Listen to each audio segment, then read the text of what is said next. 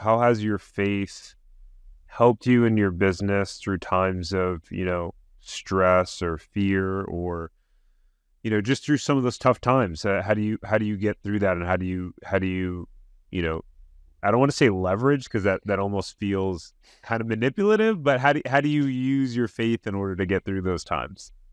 And we have I could tell you dozens of stories. We could be on all day for that. But we when we first started this, and we really, I was been a Christian my whole life, but when we first started this and really said that we need to look in this direction, we just prayed that God remove the wrong people and bring us the right people.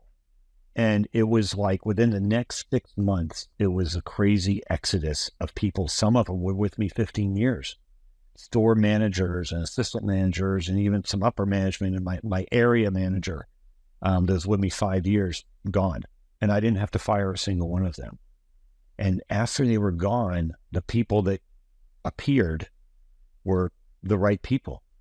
And sales went up at these stores, and cleanliness increased, and customer service increased. And I'll tell you, and that's going back 3 years.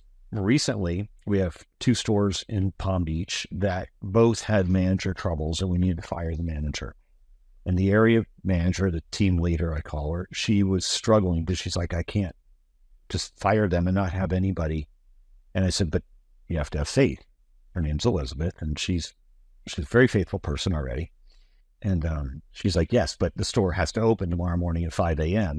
We have hundreds of customers a day, right? You can't just fire the manager. I said, no. I said, we're going to pray about it. And it came down to, she finally did. And we said, we'll just bring managers from other stores and we'll cover until. So she fired the manager.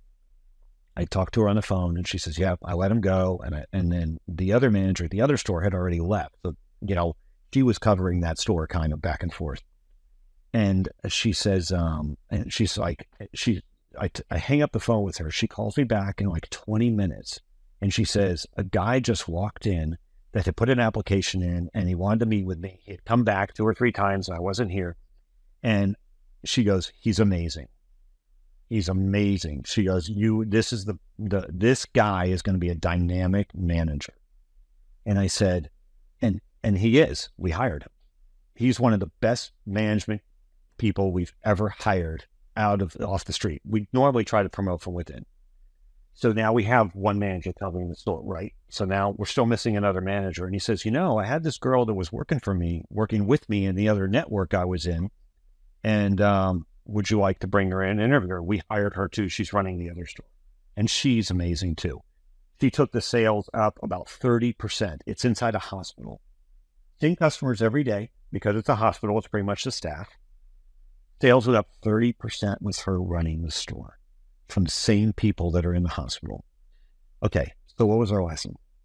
If you don't remove the wrong people, there's no room for the right people to come in. God needs you to take those people out. He'll send you. So this gentleman was waiting. Basically, God had him lined up. There was just nowhere for him to go. Right? So if he walked in and we already had these managers, we may have said, yeah, well, we'll call you. And it was the same day within the same hour. So it was already lined up. And this is just recently. And these things happen all the time. And just when we think we have somebody that's been with us a long time or good, they start to fall away. It's kind of like, now we're just basically, I want to say, strong in our faith with the company because so many people are on board that if you really don't fit, you're probably going to go. Something's going to pull you away, and the right person will come in. Yeah. Hard to have that faith. Amazing. Absolutely love it. It works. If you enjoyed this short clip from the podcast, you can check out another short clip right here. Or if you want to watch the full episode of this podcast, you can watch that here. And remember, knowledge is not power. It's applied knowledge that's power. Take care. Have a great rest of your day.